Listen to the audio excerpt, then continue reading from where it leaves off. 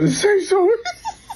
I can't do it. Hey yo, drink Prime and eat Lunchly, motherfucker. Stay mad, DanTDM fans. Womp womp.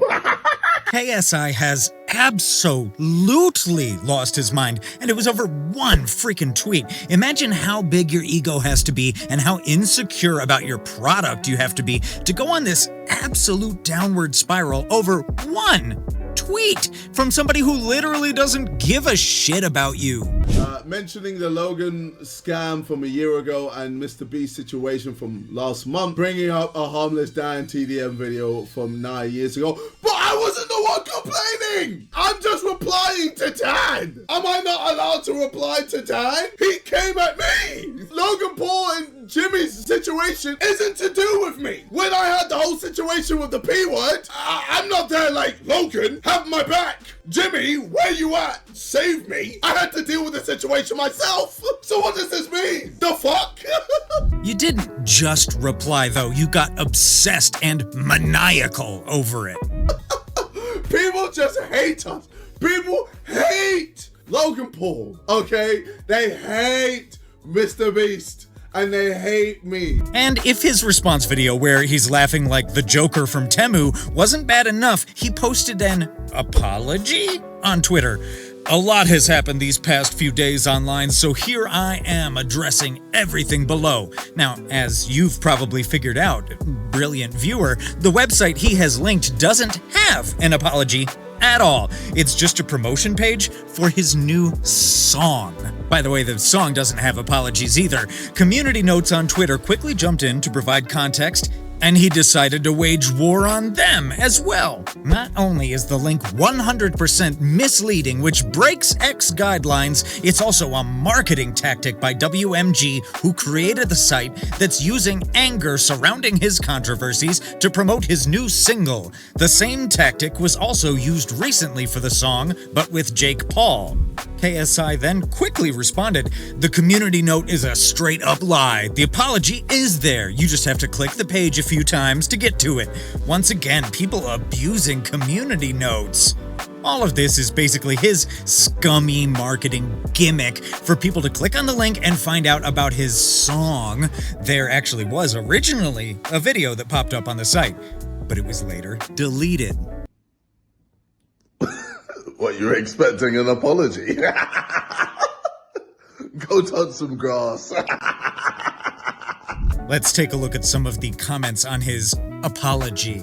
Touch some grass, says the man who's made an entire video and multiple tweets over a single DanTDM tweet, says the man who purposely said DanTDM wrong to pretend he doesn't know him despite having a video where JJ says Dan is goated, says the man who tried to get his fans to harass Tommy Fury because Fury beat him, says the man who gets his team to remove negative comments about him from videos and podcasts. The irony is strong with this one. What's crazy is Mr. Beast's newest main channel video is tanking, his newest philanthropy video is the worst performing video he's released all year, his two previous main channel videos tanked, and even his last short is his worst short all year. These guys are very potentially doing real damage to their careers long term, and they don't even realize it. But listen, let's get it straight. They do realize it, they just don't care. It's all a big game to them. Becoming almost a billionaire before you're 30 by being a YouTuber is the perfect recipe to become an arrogant, egotistical a-hole, if I'm being honest, which I am, I always am.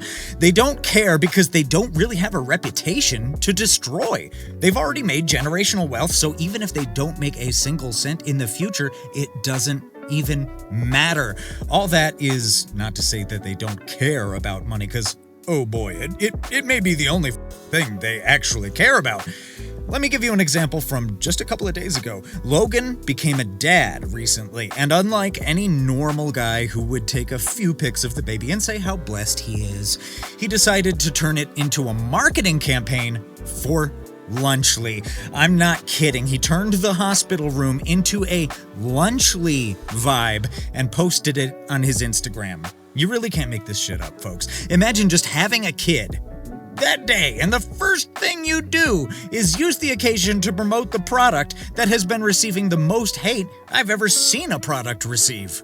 But man, Logan, you really fucked up. I'd be pissed. Hila would kill me if I pulled out a Lunchly. You know he tried to do more too, and she was like, stop with the fucking Lunchlys. He tried to he took the baby out, rumored, and he put the Lunchly in the heating. When the baby's born, they put him on a heated light and take its vitals and stuff, and then so Logan put the Lunchly down. Lunchtime. You're not actually supposed to heat them though, so he took them out quickly. I think this really proves my point that money is these guys' #1 priority above everything else, and it's sad. Life is full of much, much more fulfilling things. While we're on the topic of Lunchly, Dr. Mike, who's a licensed US doctor and a YouTuber, made a video on it addressing the healthy claims KSI, Logan, and Jimmy made. Let's look at the recently passed nutrition standards set forth by the USDA for school lunches and see how Lunchly compares. Less than 10% of calories should come from saturated fat. Lunchly turkey, 23% of calories come from saturated fat. Less than 10% of calories should come from added sugars. Lunchly turkey, 10.4 comes from added sugars. But this is where things get really interesting, and for some reason no one has pointed this out. You see, USDA caloric guidelines say that a lunch meal for kids K through 8 should contain around 625 calories. Lunchly turkey contains only 230 calories. Finally, the grain guidelines state that 80% of lunch meals must be whole grain, and Lunchly turkey does not list any whole grain ingredients. It's clear Lunchly, just like Lunchables, misses the mark too many times to be considered meaningfully healthier, at least in my opinion.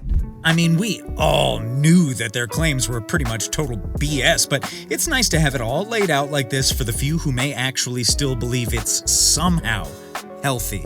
And saying a food has more electrolytes, therefore it must be better or healthier, is just not true. Foods with an incredibly high sodium content and electrolyte are not considered particularly healthy. In fact, many are considered unhealthy for that reason. Brondo's got what plants crave. It's got electrolytes. I can't expect non-medical people to get this perfect, but if you're gonna stand by a children's food product being healthy, you need to hold your messaging to a higher standard. It feels like we're actually living out the movie Idiocracy. It just feels so dystopian, everything that's been happening with these three. And the funny thing is, they somehow keep making it worse for themselves. Any hoozle, that's gonna do it for today's video. I hope you enjoyed it, and if you did, please do me a solid and hit that like and subscribe button. Helps me out tremendously. Thank you for watching, and I'll see you in the next video. Peace.